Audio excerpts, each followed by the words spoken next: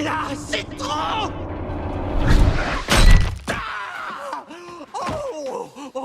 Canada! Il faut savoir qu'avant ce film, je n'aimais pas vraiment le personnage de Colossus. Mais après ce film, je me suis rendu compte qu'il m'en fallait vraiment très peu pour être conquis. Alors ce n'est pas sa force incroyable qui m'a convaincu. D'ailleurs, sur la Terre 616, il faut savoir que la version de Colossus est beaucoup plus faible que certaines versions de lui existantes dans le multivers. Et en parlant de versions, il y a une version terrifiante. Une fusion de Colossus et Juggernaut. Et si je me trompe pas, ce n'est pas dans le multivers. Bien le bonjour pirates, j'espère que vous allez bien. Aujourd'hui, nous allons faire un petit tour dans l'enfance de Piotr Rasputin pour voir son histoire et voir comment il est devenu Colossus. Je t'en prie. Dans les yaks!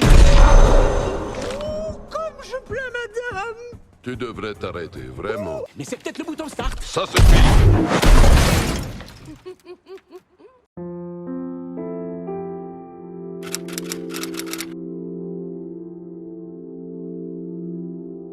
L'histoire de Piotr commence de façon assez triste. Le soir tombé, lorsque son frère Mikhail lui a annoncé qu'il devait partir pour la patrie, pour les protéger, Piotr n'était pas vraiment d'accord. Et ce soir-là, il lui a demandé qui veillerait sur lui lorsqu'il ne sera plus là. Ce à quoi son frère a répondu que peu importe où il sera, il veillera toujours sur lui. La seule chose qu'il aura à faire est de regarder les étoiles. Et il se retournera pour les regarder en retour. Il aimait énormément son frère. Et ce jour-là, avant de partir, son frère lui avait dit qu'il l'aimait. Nous sommes en Sibérie russe près du lac Baïkal. Et 3 mois après que son frère soit parti pour rejoindre l'armée, lorsqu'il est revenu avec un peu de provisions, il a remarqué une voiture près de leur maison. Il se presse donc afin d'aller voir si ce n'était pas son frère qui était de retour. Mais en arrivant, la seule chose qu'il voit, ce sont 2 hommes et ses parents qui pleurent. Pendant un instant, le doute l'avait saisi. Mais après avoir vu la médaille, il a compris qu'ils étaient là pour annoncer la mort de son frère. Pris de panique, Piotr a préféré fuir la réalité, ne pas la confronter. Et en courant, plein d'émotions se mélangeaient en lui. Et c'est la colère qui a pris le dessus. En frappant le sol, il demande à son frère, n'était-il pas supposé veiller sur lui, alors pourquoi était-il parti? Il ne pouvait pas l'accepter et sa colère était telle que son corps a commencé à changer. Il a frappé une dernière fois le sol en demandant à son frère de revenir. Mais dans tout ça, il savait que cela était impossible, car les morts ne pouvaient pas revenir. Après que sa colère soit redescendue, il ne comprenait pas ce qui lui arrivait. Comment s'était-il transformé? Et à ce moment-là, un homme l'avait vu. Après avoir trouvé Piotr, il a été dans un premier temps choqué, car c'était la première fois qu'il voyait une telle chose. Mais étant aussi membre du bureau du service fédéral de sécurité, il savait que cet enfant ne devait pas être découvert. Lorsqu'il s'est réveillé, ses parents lui ont dit que c'est Alexandre, l'ami de son frère, qu'il avait trouvé allongé par terre. Piotr était si en colère qu'il demande à ses parents si c'était bien l'ami de son frère, alors pourquoi ce n'est pas lui qui est mort à la place de son frère? Son père lui dit que son frère se battait pour la nation et il appartenait à la nation, ce qui va le mettre encore plus en colère. Il demande avec quel droit la nation pouvait-il lui prendre son frère. Il avait besoin de son frère pour comprendre ce qui lui arrivait. C'est là aussi que ses parents découvrent pour la première fois son pouvoir. À Moscou, dans le bureau du service fédéral de sécurité, le supérieur présente ses condoléances. Mais il n'a pas été convoqué juste pour ça. D'après le rapport à sa disposition, Alexandre aurait aidé le jeune frère de Mikhail. Pour protéger Piotr, il va donner une réponse assez vague. Le jeune frère de Mikhail a pris la fuite après les avoir vus et s'est évanoui un peu plus tard à cause du choc qui était important. Mais on lui demande s'il n'y avait pas autre chose à signaler. Sa réponse est non. Suite à ça, leur supérieur a demandé à d'autres agents de surveiller le jeune frère de Mikhail. On lui a rapporté que lorsqu'il est revenu, ses vêtements étaient déchirés. Alors il a envoyé une personne pour voir l'endroit où le garçon avait été retrouvé. Et ce qu'ils ont trouvé est assez intriguant. C'est pourquoi une équipe devra surveiller Alexandre et une autre Piotr. De son côté, après cet événement, Alexandre voulait des réponses et comprendre. Alors il a commencé à faire des recherches dans les archives du FSS. C'est là qu'il a compris qu'il n'était pas devenu fou. De l'autre côté du monde, les gens comme Piotr existaient. Un an plus tard, dans la famille de Piotr, un nouveau-né est arrivé. C'est une petite fille portant le nom d'Iliana Nikolievna Rasputin. Ce jour-là, Piotr était assez heureux. Et les premiers mots qu'il a donnés à cette petite fille, c'est qu'il sera toujours là pour elle. Il veillera sur elle quoi qu'il arrive. Ainsi, le temps passe et sa petite sœur a grandi. Sauf que dans tout ça, il y a un léger petit détail. Un homme s'est en quelque sorte imposé dans leur vie quotidienne. Il était devenu comme un membre de la famille et était très apprécié. Sauf que dans l'ombre, il fait des rapports. Et aujourd'hui, très en colère, il indique que ça fait 4 ans qu'il est dans une ferme en Sibérie et rien ne s'est passé avec Piotr. Pour lui, c'était une perte de temps. Un jour, Alexandre Vazin était assis au comptoir en train de penser à ses problèmes. Il a reçu un appel d'un homme qui lui demande de ne pas paniquer. Il avait besoin d'avoir une conversation privée avec lui. Avant même qu'il n'ait eu le temps de comprendre ce qui se passait, que tout autour de lui avait disparu. Un homme lui demande de rester calme. Cet homme est Charles Xavier. Et il est venu le voir car, pour rappel, Alexandre faisait des recherches sur les mutants. Et après avoir trouvé quelques réponses, il a tenté de rentrer en contact avec Charles Xavier, d'où sa venue. Charles lui explique qu'actuellement, il était en train de vivre une expérience hors de son corps. Et il voulait qu'il lui parle du jeune Rasputin. Avant cela, il a pris le temps de lui parler de la promesse faite entre lui et Mikhail.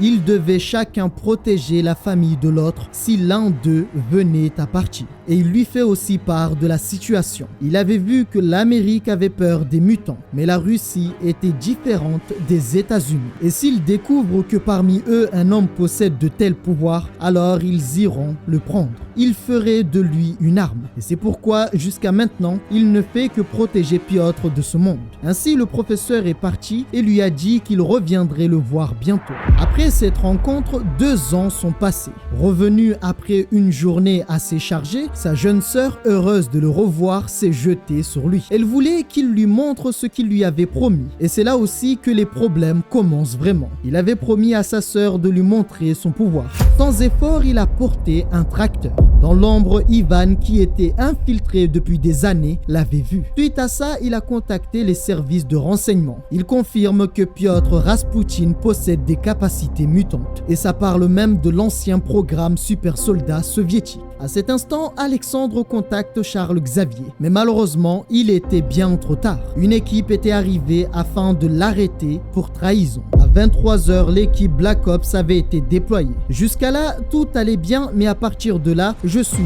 désolé, mais non. À quel moment tu arrives avec 2 hélicos près de la maison, genre à même pas 50 mètres, et personne n'a entendu l'arrivée des hélicos? Allez, pourquoi pas? On va juste dire que je suis mauvais. Les agents sur place s'introduiront dans la maison sans faire aucun bruit. Mais encore une fois, je vais râler. Non, je vais râler. C'est une maison en bois. Oui, monsieur, en bois. Ceux qui ont vécu dans des maisons en bois savent très bien à quel point juste respirer réveille tout le monde dans la maison. Arrivés dans la chambre de Piotr, ils ont utilisé des tranquillisants. Mais problème, la cible avait disparu. Ils informent l'équipe que la cible était dans une autre pièce. Il fallait donc faire sortir les parents et la sœur. Lorsqu'elle se réveille, sa sœur lui demande ce qui se passe et lui dit qu'elle avait peur. Mais Piotr lui demande de rester calme. Tant qu'il sera là, rien ne pouvait lui arriver. Ils avaient pris ses parents. Et lorsqu'ils ont voulu voir dans la chambre de sa sœur, l'agent a été mis KO avec un seul coup. C'est là qu'ils feront pour la première fois la rencontre de Colossus. Les balles ne servent à rien car impossible de traverser sa peau. Ils vont être neutralisés en très peu de temps. L'un des agents appelle les renforts. Mais l'instant qui a suivi, il est passé par la fenêtre. Menacer sa famille a été leur plus grosse erreur.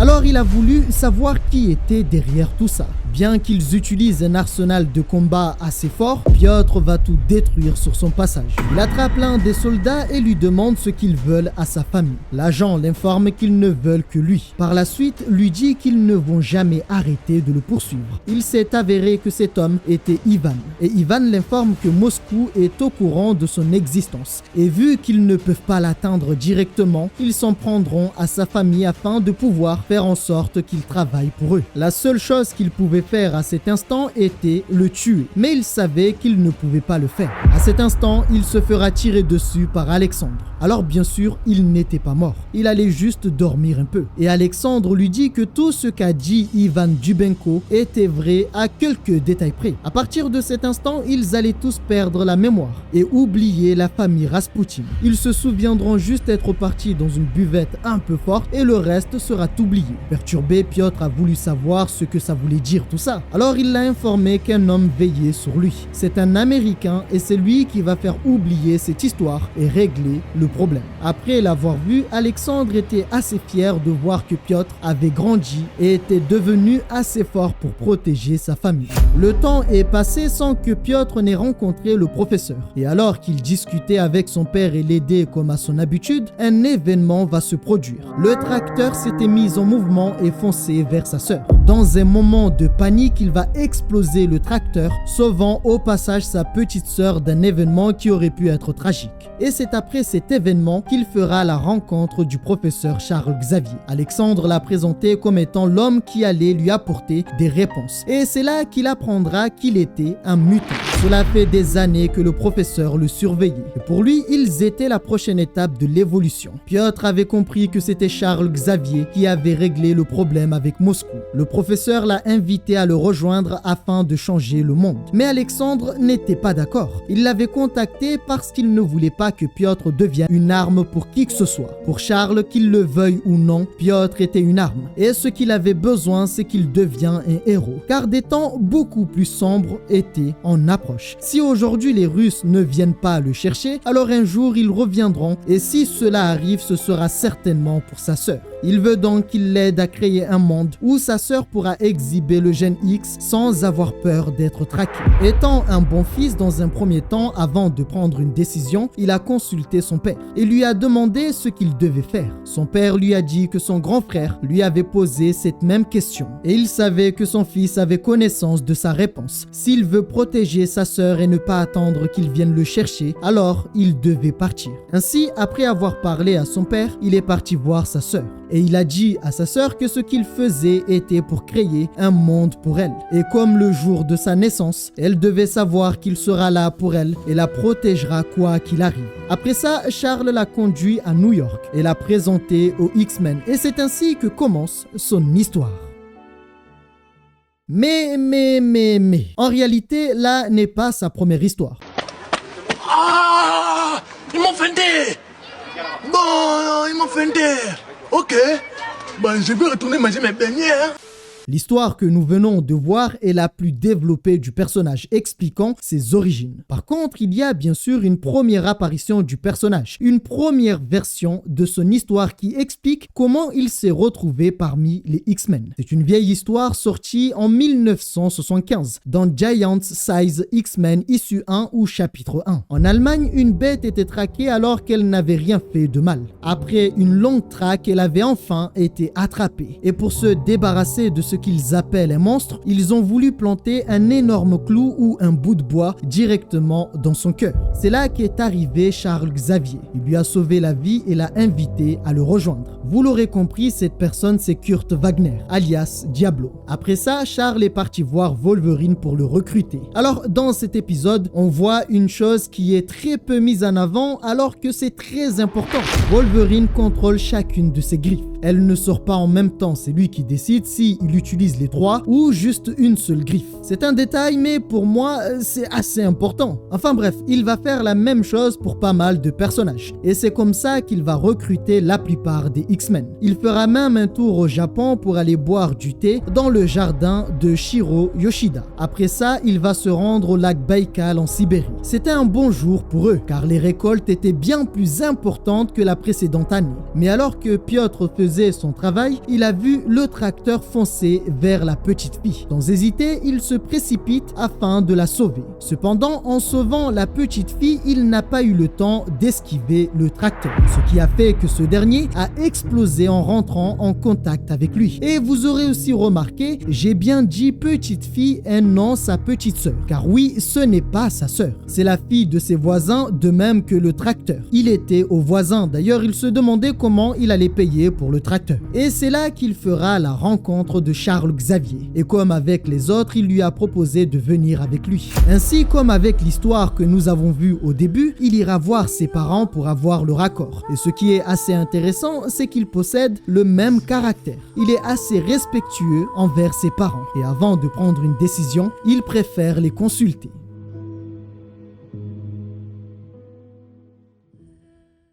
Voilà, ça c'est la première histoire de Piotr Raspoutine. Alors je vous avoue qu'en termes de vision concernant la famille, je me rapproche pas mal de la façon de voir de Piotr. On peut ne pas aimer ses pouvoirs et le trouver faible, voire même nul, mais on ne peut pas lui reprocher d'avoir un bon cœur. D'ailleurs, si on le compare avec les autres personnages, franchement, il faut reconnaître que c'est l'un des personnages qui a le cœur le plus pur. Pas comme un certain Deadpool. Tu repars avec moi, mort ou vif. Tu t'en remettras, Wade. Tu t'en remets toujours.